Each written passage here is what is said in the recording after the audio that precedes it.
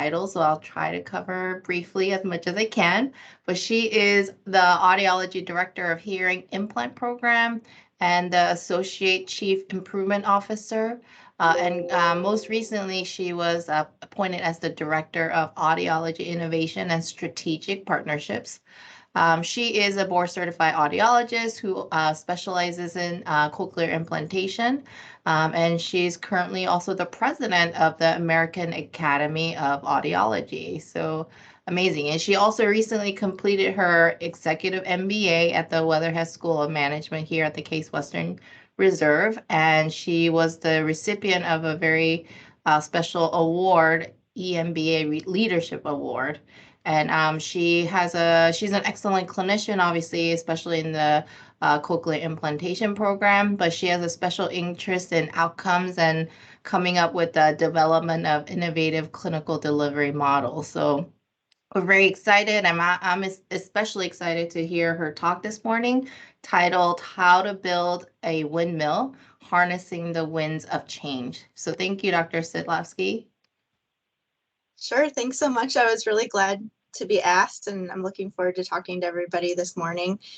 This is probably a little bit of an atypical Grand Rounds, I'm thinking. So we're going to get out of the clinical mindset a bit and talk about change management, because it's something that I think we all face, we all deal with, and it does take practice and a little bit of expertise actually to do it well. So if somebody tells you big changes are coming, how does it make you feel? I think for many of us, our initial reaction is often one of nervousness or discomfort or feeling like, I don't want to have to deal with these changes that are coming. It probably kind of depends on the scenario. If it's something that you're excited about, if you're looking forward to, if it feels like a big shift. But for many of us, we tend to have a little bit more negative reaction to change, and it can feel kind of overwhelming. This is actually perceived very differently in our brain, and depending on how we perceive this, whether we think of this change as a potential threat or as a potential opportunity, there are actually physiological changes that occur. We can have our blood pressure heighten, blood flow changes. We can actually have some very negative physical consequences if we perceive that the coming change is a threat. And conversely, if we look at that change as an opportunity, there are also some changes in terms of blood flow, but it's actually where we get an increase. And so we actually can feel some energy and a sense of renewal in some ways.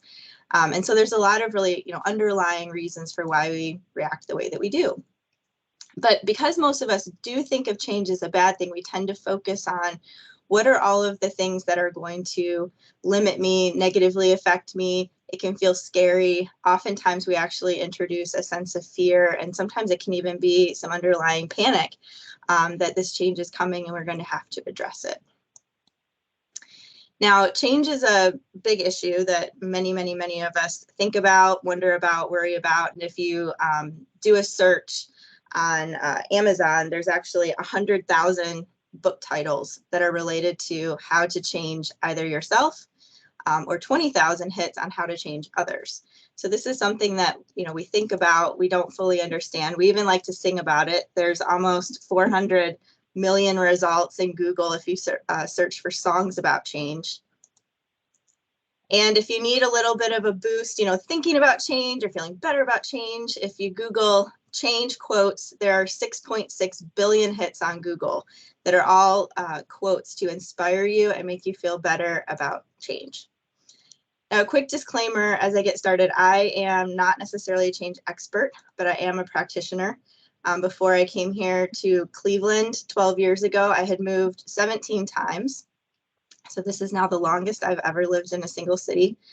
When I was going through college, I was a journalism major, a French major. I was pre-dental for a while until I decided that I wanted to go into audiology, at which time I went back and interviewed at dental schools again before I finally decided in my second semester of graduate school to stick with audiology. As Jamie mentioned, I've gone to graduate school 3 times, each time because I developed different interests and kind of changed my mind about where I wanted my focus to be.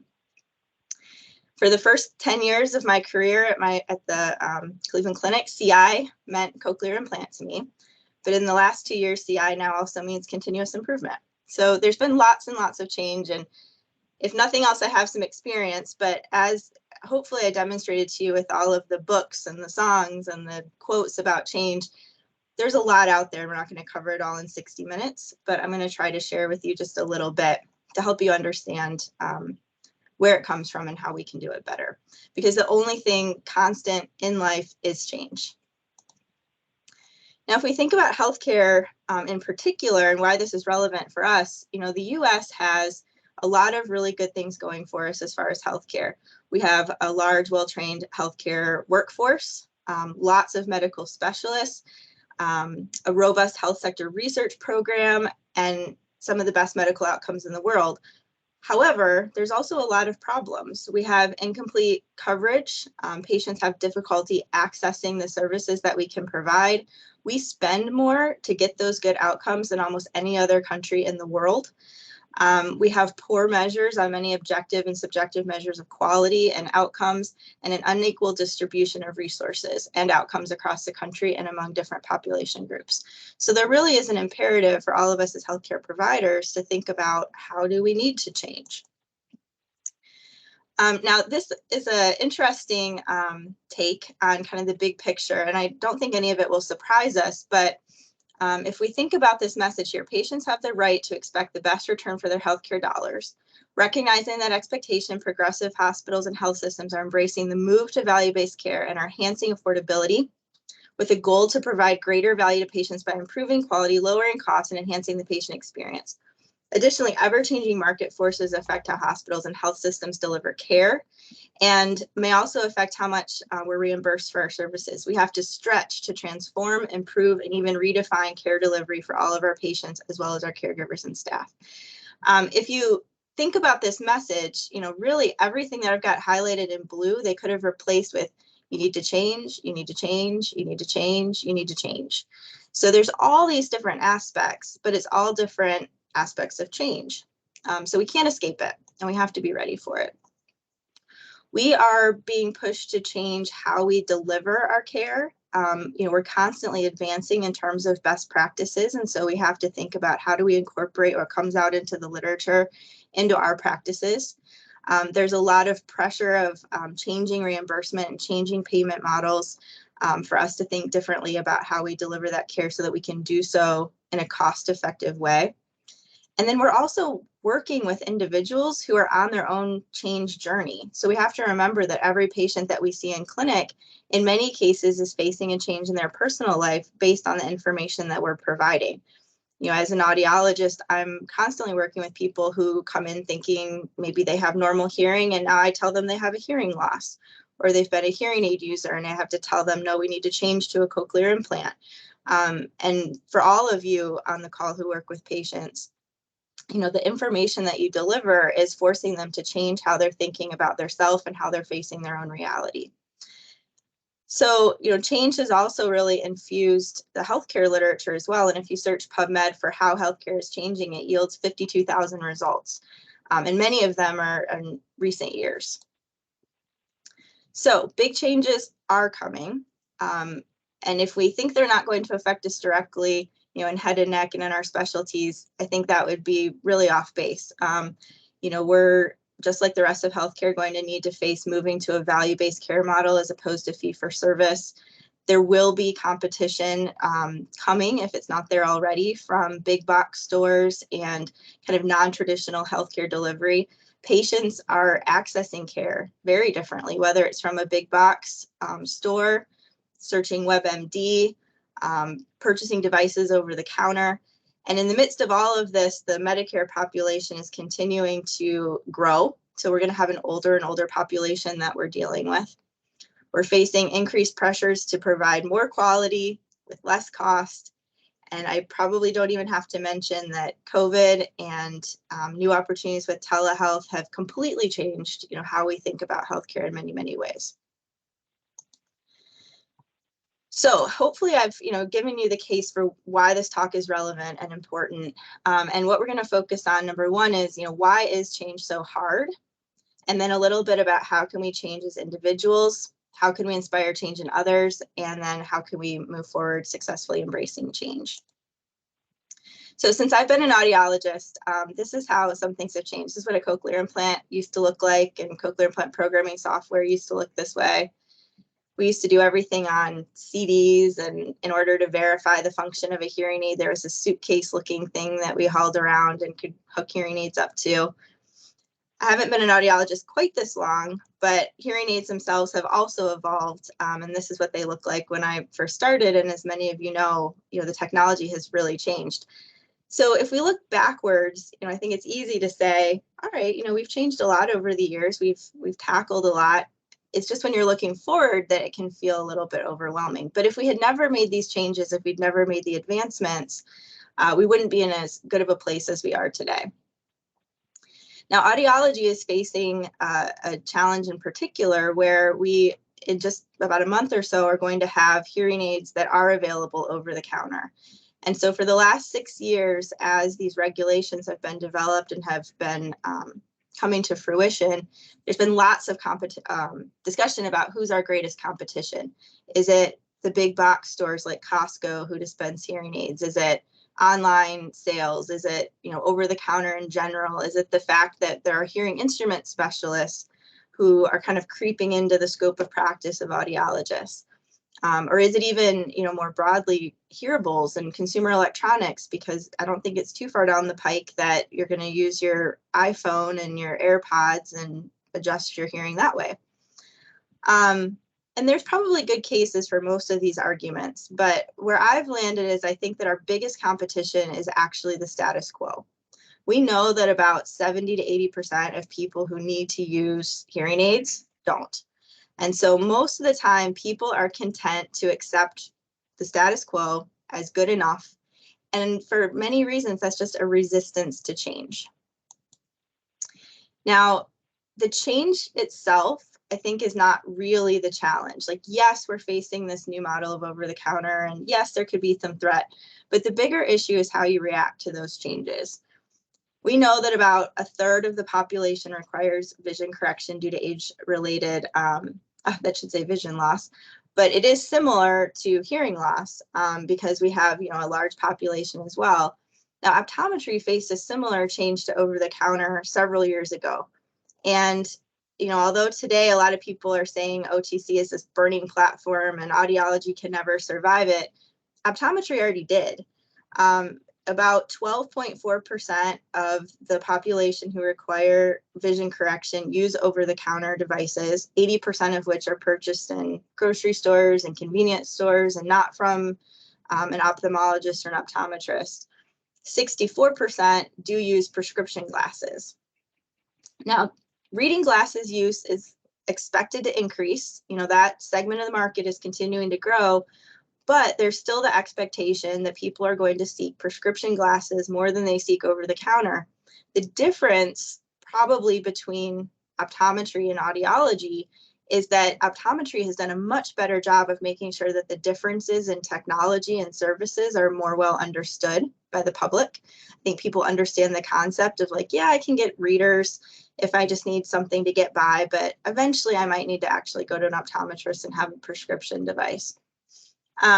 But I think that optometry approached the change very well.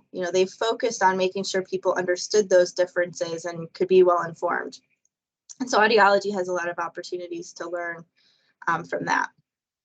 And there have been a lot of other non-healthcare examples where companies have faced change. And depending on how they face that change, they've been successful or not. I think we're all familiar with the story of Blockbuster. And, we all used to have our Blockbuster card and go pick out a video on Friday nights. And then Netflix came along. And Blockbuster actually did a pretty good job of initially responding to the switch to DVDs. But what they didn't do a good job of is responding to the change to mail order or more online delivery of content. And so we all know what happened to Blockbuster. Kodak actually employed the person who first invented digital photography, but Kodak said, we are in the market of good print photography. That's our core purpose. That's what we do best. We need to focus there. And so they told them to shelve it. And you all know what has happened with digital photography, and Kodak is certainly not anywhere close to the top of the list of the biggest competitors. Similarly, Motorola actually invented the first mobile phone, the first cell phone, but they failed to focus on the expansion to smartphones. And so because they failed to diversify and they didn't recognize when additional change was coming, they also failed to capitalize on that opportunity. And finally, Sony, I don't know, I'm guessing many of you had Walkmans growing up, and it was, you know, the cool thing to have, and they were everywhere. They actually diversified too much, and they went into so many different markets, and so they didn't have very strong leadership really in any one, and they lost the opportunity to be the leader in the music kind of audio space in that regard. So, you know, how you approach the change can really be the difference between success and failure. And there's two general school of thoughts here that we can think about. One is that instead of risking anything new, you just continue doing what you've always done and focus on the things that you know, sticking to your core values and, you know, really not changing. Or this idea that, you know, when change comes along, rather than digging in and fighting against that change, you can focus on building the new. And obviously that latter approach is going to be a lot more successful. Now, you know, when there is change, when there's disruption, which is inevitably going to come in some industries many times over, the greatest danger is not actually that disruption. And I think a lot of people tend to focus on the threat and on the change. The greatest danger, though, and this is Peter Drucker, who's kind of the father of management and has a lot of great thoughts on management approaches, the greatest danger is acting with yesterday's logic. So approaching things the way that you always have when the world around you is changing and probably needs a really different perspective.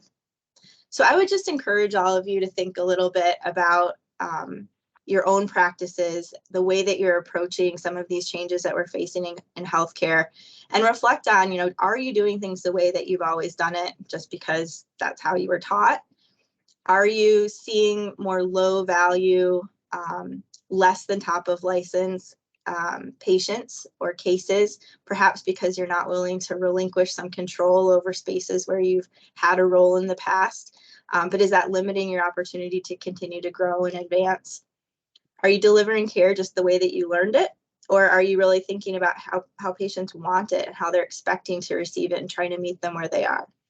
I think that this is an important conversation to have with ourselves so that we can continue to grow and to advance. And I've surprised myself a few times in realizing, you know what, there are better ways to do things, but I have to be willing to adjust and to change. Now, it is important to remember, you know, our patients hate change also. And so sometimes it's frustrating when we provide them with the best recommendations and they don't comply, they don't take us up on it, and they don't make as much progress as we hope that they might. You know, hearing loss is a great example. As I mentioned, 70 to 80% of people who need to do something about their hearing haven't.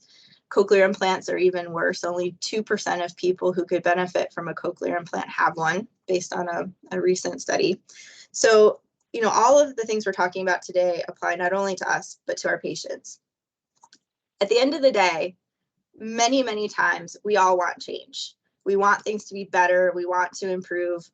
But nobody wants to do the changing because the action of changing is hard. So let's talk a little bit about why. There are physiological roots. You all are familiar with the concept of homeostasis, and we know that physiologically our bodies are always trying to maintain in this constant state of balance. If we're hungry or thirsty, we're going to seek food or water. If we're overly hot, we're going to seek shade and try to make sure that we maintain our temperature. But also sociologically and organizationally, the world used to be a lot simpler. And so it was very common to just live in a constant state of homeostasis. And so our bodies really got used to that and adapted to that and started to expect, you know, pretty constant circumstances. And as the world has evolved, you know, we're no longer living in a world where you live in one place forever and you're always surrounded by your family, and there aren't a lot of, you know, upheavals that happen politically and socially. But now that's kind of the norm. And we have these ingrown responses to change where we're going to go into a fight or flight mode when we're under stress or when we're facing these changes. But most of the changes we're facing today won't actually benefit from a fight or flight response. So we're living with all of the physiological consequences, but it's not actually alleviating any of the pressures. So if we think about, why this happens, primarily this is related to the prefrontal cortex, which is actually the last area in the brain to really develop fully. And the three components of the cortex focus on attention and motivation. It's kind of our start button for beginning any sort of task. It's also where we have the ability to control our impulses, ignore distraction, have a lot of focus, be able to organize and execute plans. So this makes us much more effective. But at the same time, if we are facing a threat, then the amygdala fires up, and that can actually override all of those good, organized, focused areas of the brain and take over control, such that we have a hard time integrating emotions and memories. It's hard to focus. It's hard to actually remember. If you think about when you've had an argument with somebody and later you think, I don't even know what I said or what just happened. That's often because the amygdala has taken over and you've lost a lot of those executive functions. Same things happen depending on how you face change. You can go into this fear mode where the amygdala takes over and you actually lose your ability to focus and to execute in a way that you normally would. Now, we also know that habits form very easily, and habits are really hard to break. And again, physiologically, the more we do something, the stronger that neural circuit becomes. The more you do something, the more likely you are to do it. So if every day after work you go home and the first thing you do is grab a handful of M&Ms, you do it a few days in a row, and all of a sudden that starts to be a habit where when you go home you think, that's the first thing I need to do. And if we're really conscious about that, I think we can notice a lot of habits that we form, not only in actions like that, but also in our reactions to certain circumstances. It's very easy when approached with a change to say, oh, that'll never work. I've already done it before. I know from my experience that that's not going to happen. Those are similarly habits that we have to be aware of and I think intentionally put into check, because otherwise we're not going to open ourselves up to the possibilities. So to kind of sum up those concepts, there really are several reasons based in neuroscience for why change is actually hard. Our brains are wired for laziness. They always want to take the easiest route. There was a study not that long ago that looked at judges and how they were reviewing requests for appeals. And it underscored the fact that our brain's capacity is also limited. So in the morning, they would have about a 60 to 70% appeal approval rating. But if you got in front of them at the end of the morning or at the end of the day, the approval rate dropped to almost zero. And the hypothesis was that that's related to the fact that their brains were at capacity and they just couldn't take in any more information or be willing to consider a change. It was easier to stick with the status quo. And then thirdly, our brains really don't like change.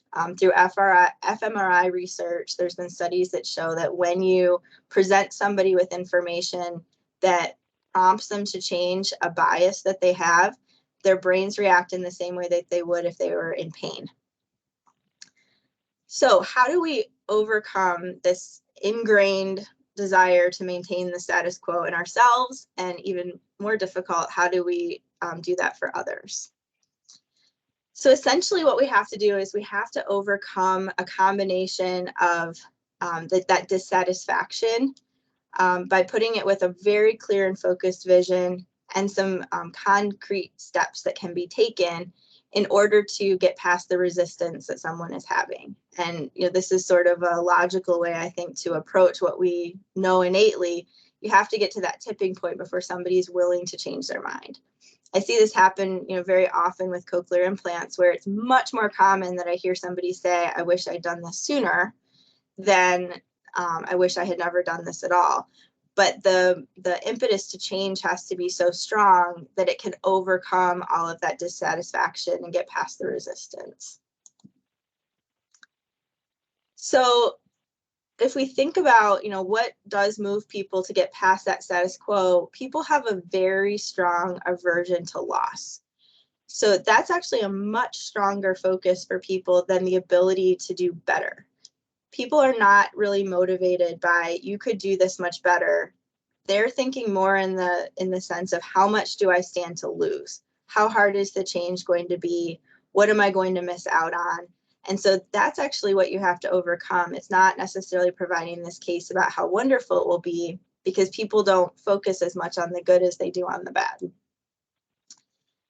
So everybody, when you're thinking about change, goes through this change arc where you have to really have a mindset shift. And initially, everybody's going to ask, what's changing for me?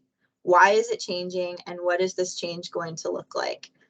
And then there has to be a process of moving from thinking that it's difficult, it's costly, it's weird, it's hard, to feeling like, all right, this is easy, it's rewarding, it's normal, it's going to benefit me.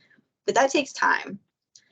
There's actually 5 stages to change. It begins with pre-contemplation, all the way through action, and then even maintenance and sustainment beyond it. One of the challenges that I think that we have in healthcare, and I'll reference audiology specifically because it's what I know best, we target a lot of our information assuming people are already at the stage where they're ready to take action. So for example, with hearing loss, we have lots of marketing materials about, this is what hearing aid you need, and these are the steps that you take to get a hearing aid. But in reality, our actual opportunity to motivate somebody to take those steps is probably much, much sooner. By the time somebody's in our office, yes, they might be ready to take action, but the 80% of people that we're missing who haven't made it to our office are probably much earlier in that change process. So we need to reach them a lot sooner and in different ways. Now, there is an emotional cycle that's related to change, and this is pretty typical for almost any change process where, initially you might have some optimism. Most of the time you fall into some degree of pessimism when you actually start to undertake the change and realize it's hard, it's not going as straightforward as I might have expected. And if you don't resolve that issue, you can go into what's referred to as the valley of despair, and that trails off to failure very quickly. And so those are the change management processes that don't move forward. But if you can get past that point, and as you're getting more information, actually have it start to feel comfortable and like, yes, this can happen, it could be more successful, then that's where we see morale improve and ultimately successful completion of the change. Now, if we look at kind of the general shape of this process, one of the things I think is really interesting is that it mimics very closely the grief cycle. And so there is a sense of loss to some extent when you're thinking about making change. You have to go through a process of letting go of the old way and of the past and be able to move into looking at that new future. And that doesn't always happen instantaneously. But I think by acknowledging it and being able to have strategies to work past it, again, we can be much more successful. So there are some things that do make change harder. If you change too many things at once, or you think it's just one change, but there's actually 10 more changes that are built within it. If it's not clear, what the benefits are going to be, or if it's broad or ambiguous. And definitely changing other people is much harder than changing ourselves, which is already hard to begin with. But there's a Chinese proverb that when the winds of change blow, some people build walls and others build windmills. And I really think that this sums up what we need to focus on when we're thinking about change. It's natural and it's easy when change is coming to want to put up walls and to kind of protect ourselves and hide ourselves from that change. But people who are very exceptional leaders who are able to move past that not only are okay embracing the change, but they can harness that change and turn it into energy and power and opportunity for the future. So I think an important question to ask is, whether you believe that your traits and abilities and other people's traits and abilities are continuously developing and can change. Most of us, have a tendency to be set in our ways at a certain point. I think most people tend to think that that's happens pretty early, but actually some of the biggest personality changes that we experience occur between the ages of 20 and 40. So it's later in life than we might think. humans do have the ability to change and to adapt. And I think we're all familiar with the concept of neuroplasticity and how our brains are able to adjust to many, many things. But it does require some mindfulness when we're thinking about approaching change and being able to approach change with a different mindset. So there are two general mindsets that you can have. One is a growth mindset and one is a fixed mindset. It's probably very unlikely that any of us are entirely one or the other. Most of us are some combination of fixed and growth, and it might vary depending on the circumstance. But we can kind of hone those muscles and sharpen them for having more of a growth mindset. And that consists of taking the viewpoint that failure is an opportunity to grow. Challenge is a good thing because it's helping me to grow. When faced with something that you don't know or you don't understand, you can think of it as, I don't know yet, or I don't understand yet. That possibility is there, and I know that I can find ways to make that happen.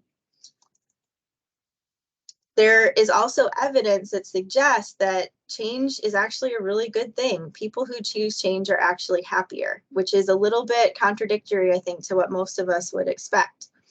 This was a study by the same individual who wrote Freakonomics from a couple years ago, and they worked with over 20,000 people, and they asked them to base the decision to make a change on the flip of a coin. And heads was do the change and tails was don't make the change. And it was from small things like decide to shave off your beard to decide to propose to the person that you want to marry.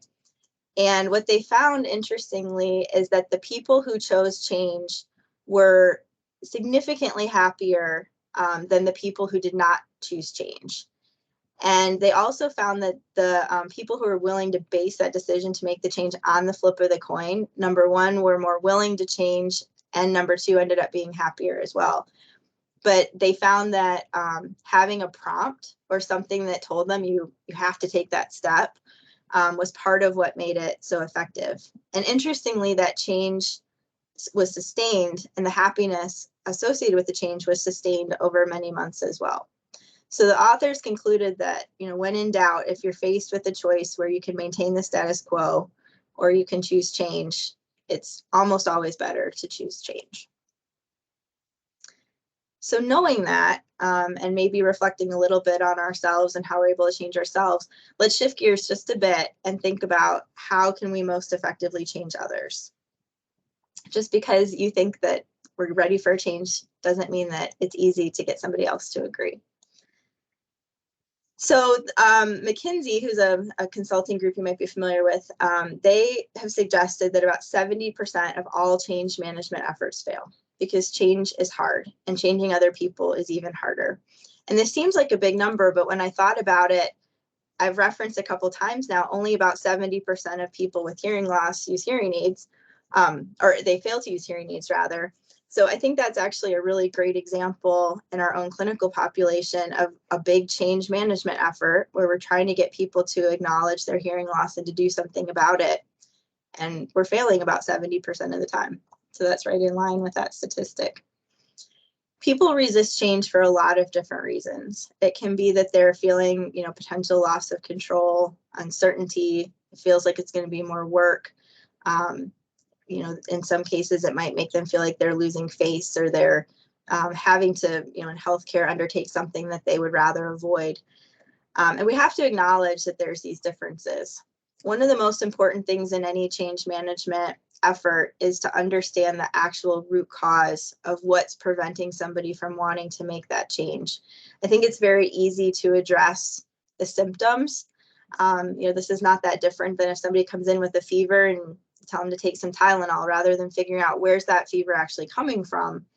When we're talking about change management, we can give people the facts, we can give people information, but if we don't understand what's really holding them back, we might not be providing the right intervention to help them to take that next step forward.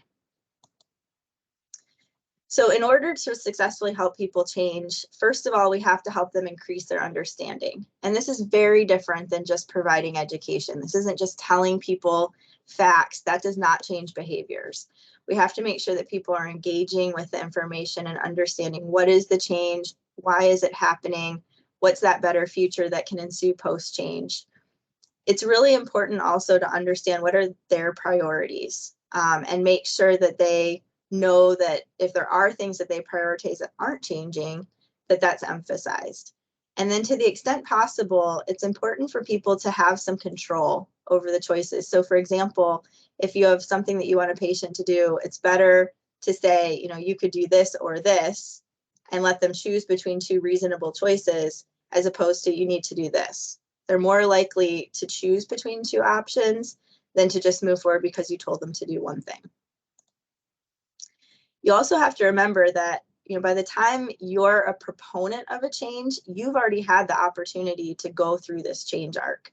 So you've already been through all of these steps, but when you're introducing it to the next person in line, they're starting at the beginning. And so you have to allow for that time to process the same way that you had before they're going to move to the same space that you're at.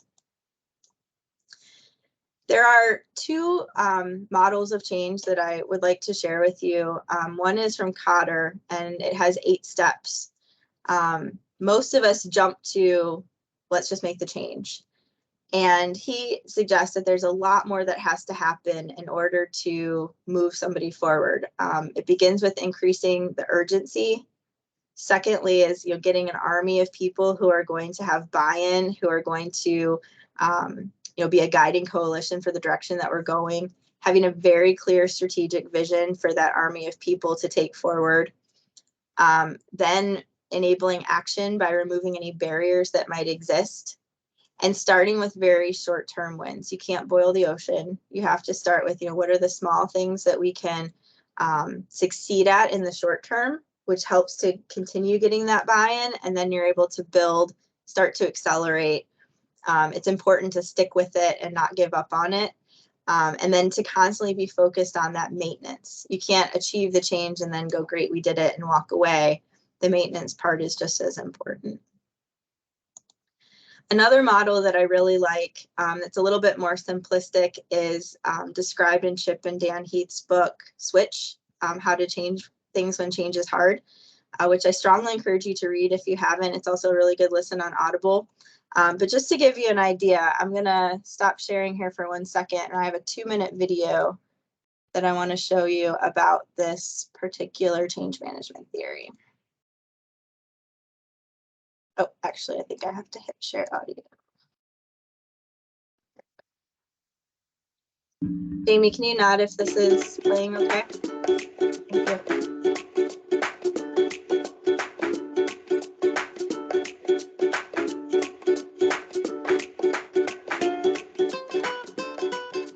Psychologists know that there are 2 systems in our brains, the rational system and the emotional system. Jonathan Haidt, who's a psychologist at NYU, came up with a great analogy for these 2 systems. He said, think of your brain as a human rider atop an elephant. The rider represents the rational system. That's the part of us that plans and problem solves. The rider might do some analyzing and decide, hey, I want to go that way. But it's the elephant, representing the emotional system, that provides the power for the journey. The rider can try to lead the elephant or drag the elephant, but if these 2 ever disagree, who would you bet on? The elephant has a 6-ton weight advantage, and it's exactly that power imbalance that makes adopting new behaviors very hard. If you want this duo to head a new direction, you also need to think about the path, which represents the external environment. This duo is more likely to complete a journey if you can shorten the distance and remove any obstacles in their way. So bottom line, if you want to lead change, you've got to do 3 things. Give direction to the rider, knowledge of how to get to the destination. You've got to motivate the elephant, which means tapping into emotion. And finally, you need to shape the path to allow for easy progress. That's how change happens.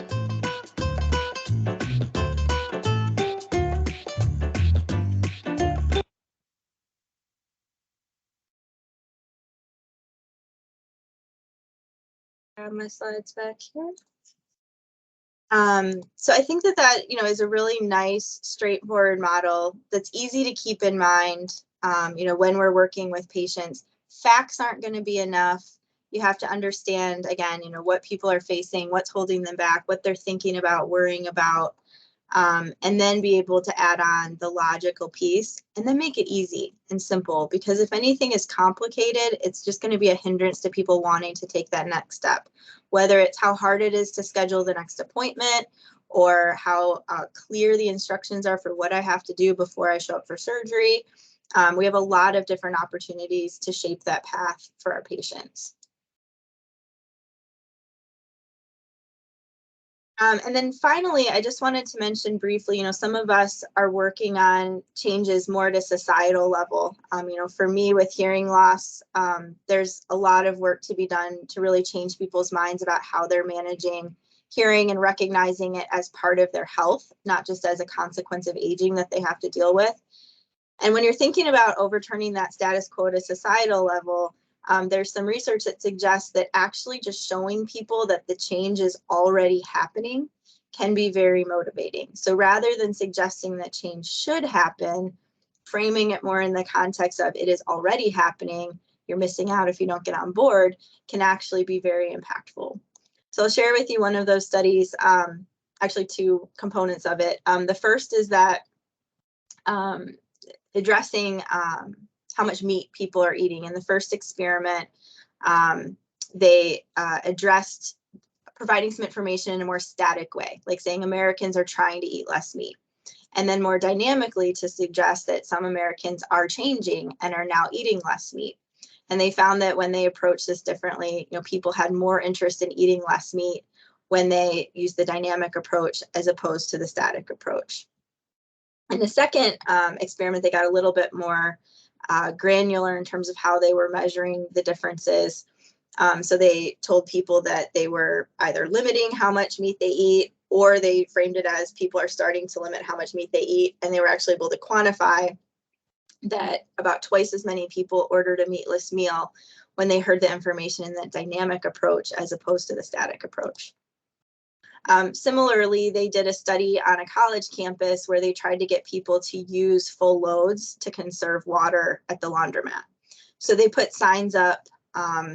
In one laundromat, they didn't put anything up. In a second, they put up signs that said, most Stanford residents use full loads, help Stanford conserve water. And the third said, Stanford residents are changing. Now most use full loads and help Stanford conserve water. In the laundromats where there weren't any signs, nothing changed. And people kept doing what they'd always done. Where they had that static message, there was about a 10% reduction in the number of loads that were run, not full. But where they use that more dynamic messaging that the change is already happening, there was a 30% reduction in the number of loads. Now, conversely, we can also see how people respond if we word things in a way that suggests that we need to stick to how we've always done them. So this last story that I'll share with you, I think is not an actual experiment that happened, but it's more of an anecdote. But I think it illustrates the point well. So there was a group of scientists who placed 5 monkeys in a cage, and in the middle they had a ladder with a bunch of bananas on top. And every time a monkey tried to climb the ladder to grab the bananas, they'd hose them down with cold water. And even as they went through switching out monkeys, every time that a monkey would climb the ladder, they'd hose them down. And all the other monkeys saw this happen. And so even as they swapped them out, eventually even the new monkeys who had never been hosed down with water themselves knew that they shouldn't try to climb the ladder to get the bananas. And if you really asked, well, why, they probably would have said, I don't know, that's just how things are done around here.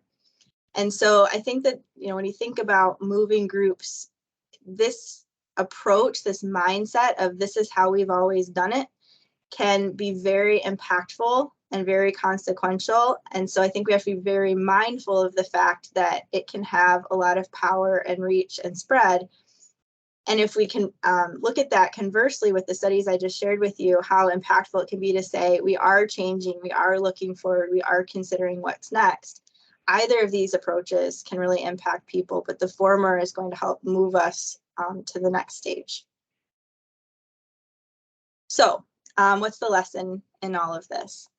3 real takeaways, I would say. One is that change is hard, and it's hard for real scientific reasons. There's physiologic reasons why this is difficult.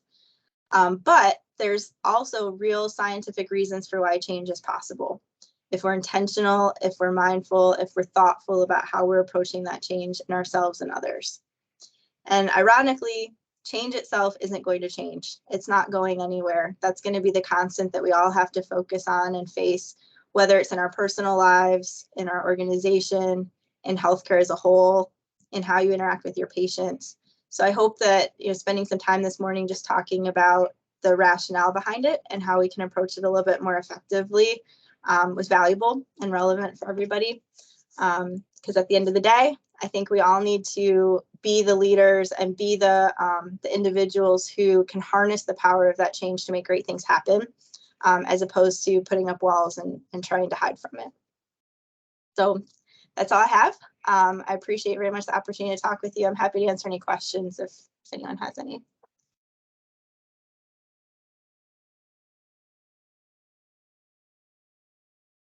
Thank you, Dr. Sydlowski. That was so interesting and obviously very relevant to all of us and something that we face every day. I do have a question. I think having that kind of mindset, and that's not, I'm sure there's like a, like nature, you're born with a certain type of personality or tendencies, but since we're all educators, as well as clinicians, how do you think we can help our future leaders and clinicians to have that kind of mindset? Like, how can we empower or educate our trainees? That's a really good question. There's only 5 components of your personality that don't really ever change. And I'm not gonna be able to remember all 5 right off the top of my head, but they're not things that actually are related to that growth versus fixed mindset, which to me says everybody has the capacity to approach things a little bit differently. And even for those things where it is a fixed component of your personality, if you at least have the self-awareness of this is how I tend to approach things, being able to intentionally approach things in a different way to overcome that tendency, I think is valuable.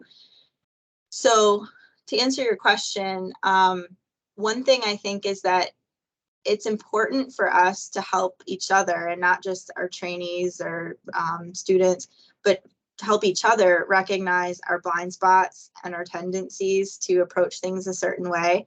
Since I've been working in continuous improvement, and there's a heavy emphasis on change management, of course, I feel like I'm hearing phrases a lot more, or I'm more attuned to people's reactions to change. And I think being able to call that out and discuss it honestly and openly is really important. So in a situation where we are trying to mentor the next generation of healthcare leaders, I think having conversations where we're prompting them to say, what's the rationale for that? Is that, just because you've always done it that way, or that's how you're taught? Why are you approaching things that way? What might the alternatives be? How could we do this better? Asking kind of in an after action review, an even better if, always thinking about like, how could it be better? What could be different? How could we change and adjust? I think is probably the most valuable aspect. And that's not something that we do naturally or comfortably. I think most people want to address something a certain way and be done with it. And we need to create a space where we all feel comfortable challenging and pushing back and encouraging that, it's okay to change your mind or to approach things differently. And in fact, it's something that we value and encourage. Does anybody have questions for Sarah?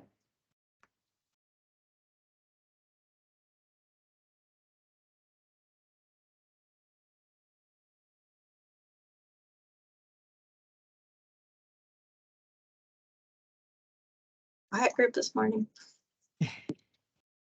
Well, I appreciate everybody's attention, and feel free, you're welcome anytime if you have questions to stop by or give me a call. It's nice to talk with all of you. Thank you, everyone. Thank you so much. You guys have a great rest of the day, and see you guys next month. Thank you. Thank you. Thanks.